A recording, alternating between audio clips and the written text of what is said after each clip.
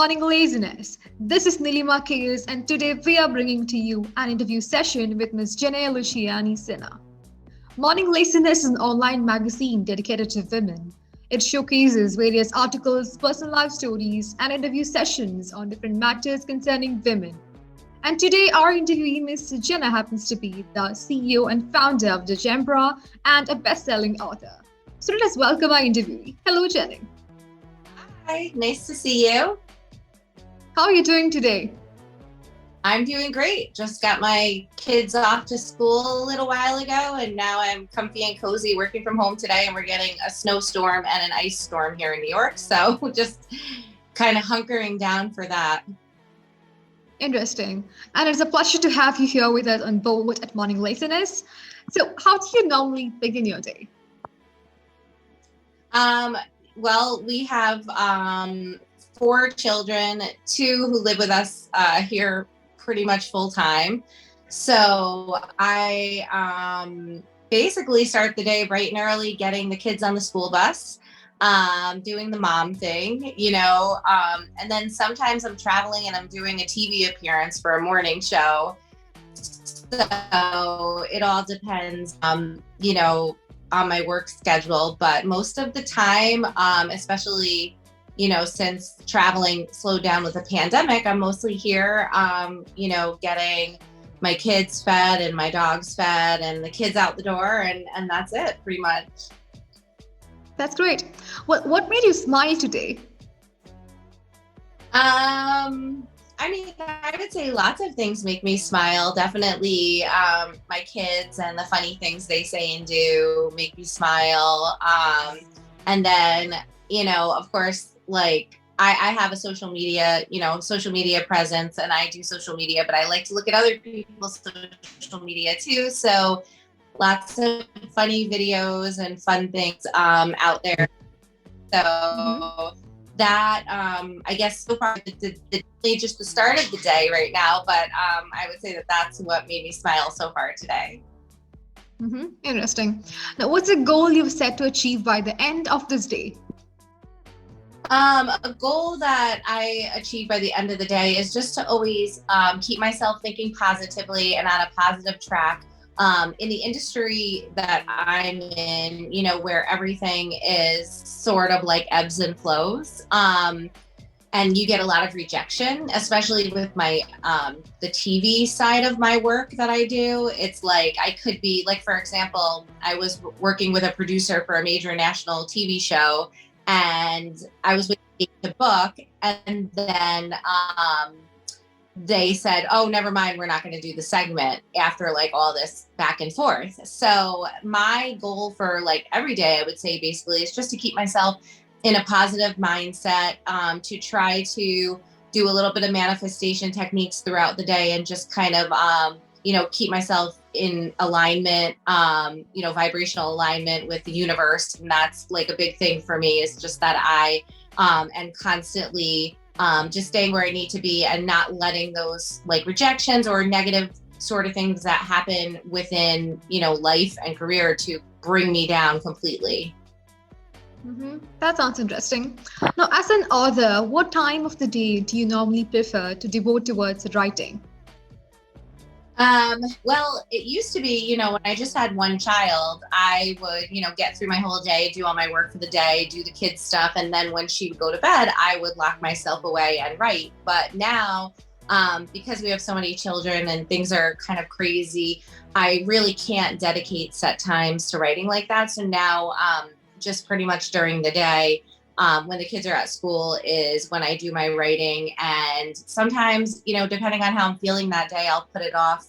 Like if I'm not feeling creative flow that day, really, or I'm just not feeling it. Because there's some days where, I'm tapped out from other stuff and I just don't have the energy. And it's funny because people think like writing, especially like my husband, he does a very physical job. So he thinks that my job isn't like taxing in any way, but it does take a lot of mental energy to write, and depending on the topic, sometimes emotional energy too. So I have to really be feeling it that particular day. So some days I'll skip it. And if I'm on a deadline, I'll just say, hey, can I delay this a little? It just has to be like the right time, I guess. But mostly I would say when I can, when it's quiet, basically. Right. And who is your favorite author? I really like Gabby Bernstein. She's really one of my favorites, and she just randomly reached out to me on social media and started following me, and I was having like such a fangirl moment with her and she actually messaged me and said she wanted to send me her new book, and I was like, oh my god. So I really enjoy her perspective and what she writes about, and then I also really like Esther Hicks and the teachings of Abraham. So I tend to read really just mainly, I write nonfiction and I read nonfiction.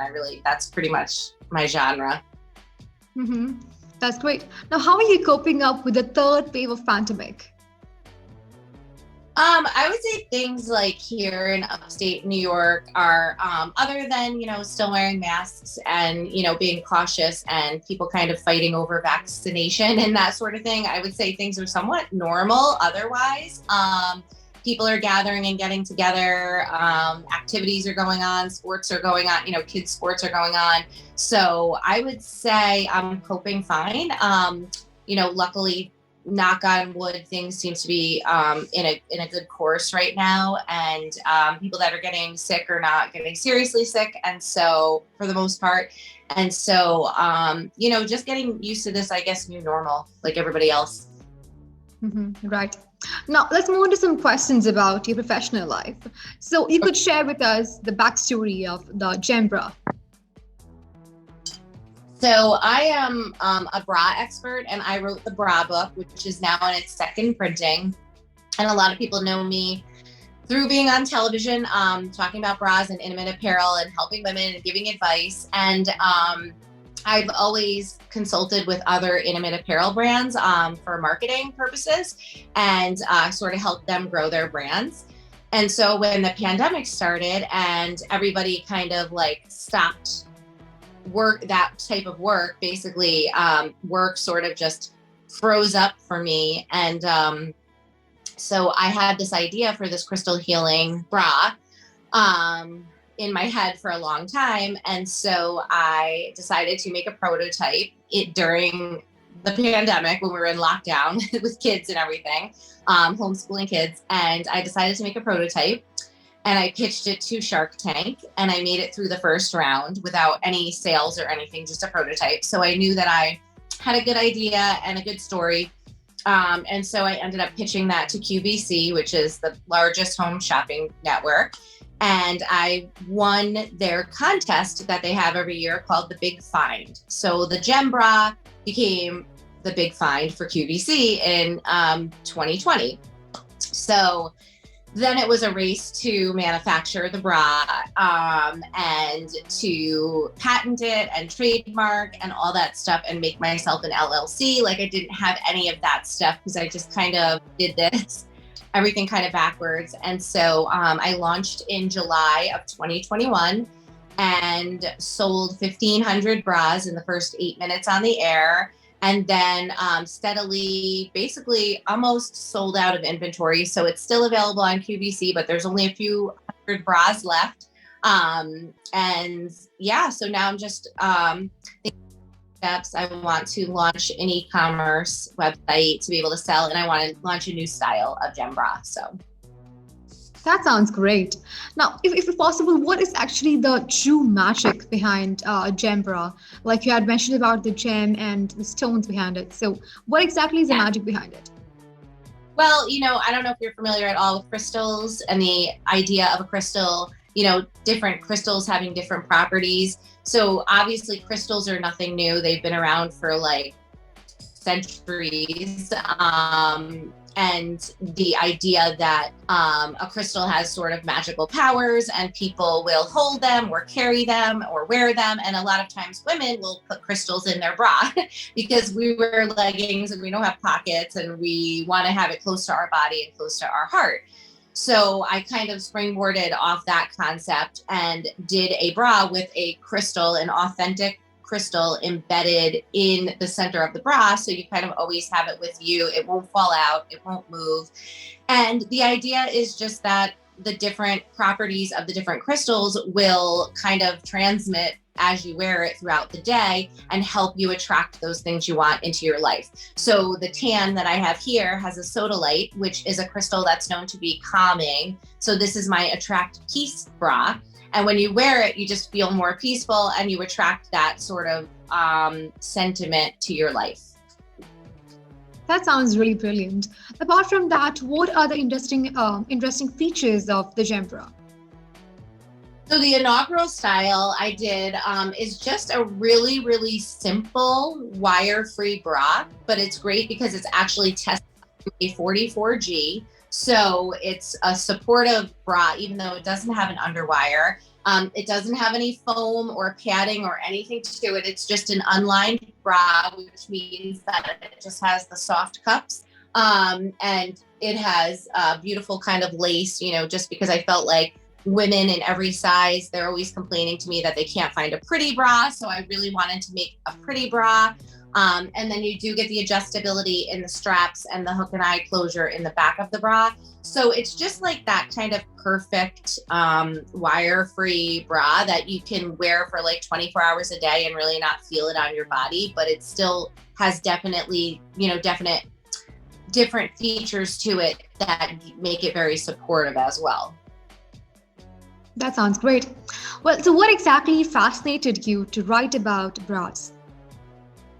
So I started my career as a journalist in TV news, and then I transitioned into the fashion news production angle, and I started writing for a magazine in New York, doing fashion and beauty content. And I got assigned an article on bras. And there was, I don't know if you're familiar with, everybody knows Oprah, right? But the Oprah Winfrey Show, she had her talk show and she did an episode that she called a bra intervention. And it was like a huge deal and it got everyone talking about the topic. And so my editor assigned me this article on bras and I started doing all this research. And at the time, there was no Facebook yet. There was no real social media really. So you had women like on chat rooms on the internet saying like, I hate bras. I can't ever find a good bra. Nothing ever fits me. So I said to my editor, someone should write a book on bras and really help these women. I did all this research and everything. And she goes, you should do it. It's perfect. I love the idea. Call it the bra book. And so and of course, like being a woman myself, I had a personal attachment to bras. And I had my own personal story and struggles with my breasts as I was growing up. So I really felt like this was something that resonated with me, not only as a journalist, but as a human being. And so I sort of set out on the journey to write the book and I ended up getting a publishing deal. And I also got a deal with a bra company and they private labeled the book and put it into Dillard's and Lord & Taylor and all these amazing specialty and department stores all over the world. I went to Ireland a couple of years later with my now ex-husband to a wedding, and there was my book in a little lingerie shop in Dublin. So it was really, really cool just how it all kind of came together. And then that sort of led me to the path of becoming a bra expert, really delving into the topic, working hands on hands with women. And now at this point, I've fitted probably thousands of women in person and helped millions really through TV segments and articles. Your story sounds so inspiring and motivational. So actually, in fact, this interview seems like a fan moment to me as well, since I am an aspiring journalist. I'm not a journalist yet. So it was great meeting to you and talking to you about your journey from a journalist to an entrepreneur. Now, did you find it challenging? Right. Now, did you find it challenging to emerge as a female entrepreneur in this industry, establishing a new product called the Genbra, and how did you overcome that? I would say what really helped, I think, with the Genbra is that I had already established my own personal brand and people knew me, especially the folks at QVC, they knew me. And so it was really a mix of like myself, a lot of myself, like my own heart and soul. So it wasn't just a bra, it was more kind of about the combination of me and the bra and the crystal concept. So I would say, just kind of establishing who I was and everything, and putting myself in the public eye really helped. And then, kind of having a face to the product, that really helped, I would say. And it's funny because you would think the intimate apparel industry would be a female dominated industry, but it's not. There's a lot of men running these companies. So now you're getting a lot more female run intimate apparel companies. And most of the time they are people like me. They have a story. Like there's a woman who is a breast cancer survivor, and she just happened to be a fashion designer. And so she started her own line of bras geared towards women with breast cancer. So it's like having that combination with that personal and emotional attachment to your product, and then, putting yourself out there with it, that is really, really helpful.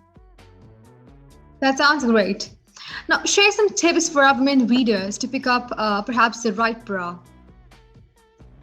So I would say make sure that you get fitted at least once a year. If you prefer not to have someone else do it for you, on my YouTube channel, I give instructions how to do it, or in the bra book. It's very, very easy. Once you get the hang of it, you can fit yourself. You can have someone help you. It's just a simple measuring tape and 2 measurements.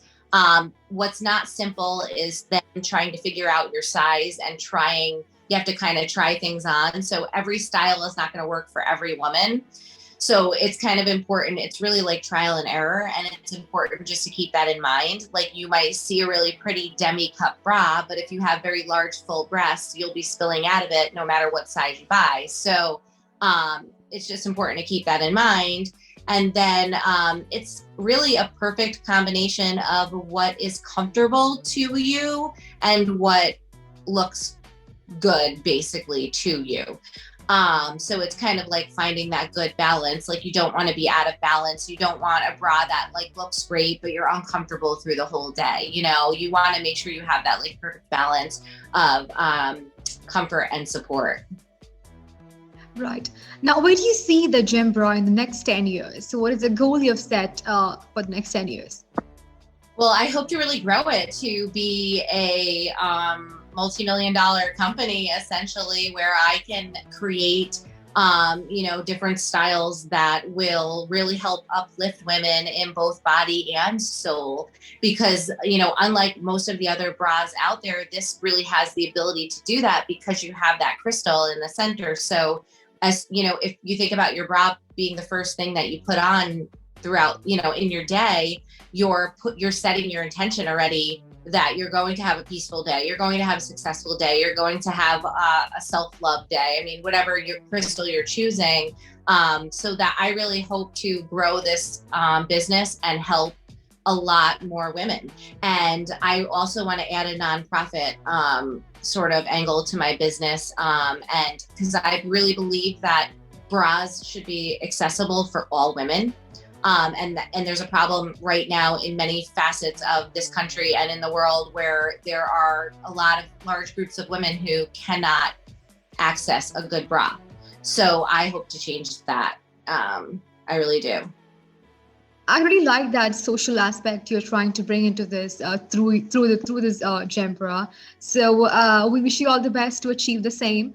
Now, lastly, what do you think this world needs the most? What does the world need the most? Right. I would say right now, especially, we really need to practice the art of compassion and having compassion not only for others, but ourselves, because we're really collectively going through a lot right now. I really believe that everyone is going through many, many changes emotionally, on the outside, on the inside. And so we really just have to show compassion for each other and again, for ourselves. And I think that we will collectively be much happier if we can do that. Well, so on that note, we come to the end of this interview session. Thank you so much for joining us today. We truly appreciate your time and patience for answering all our questions. And thank you, audience. Hope you had a great time with us.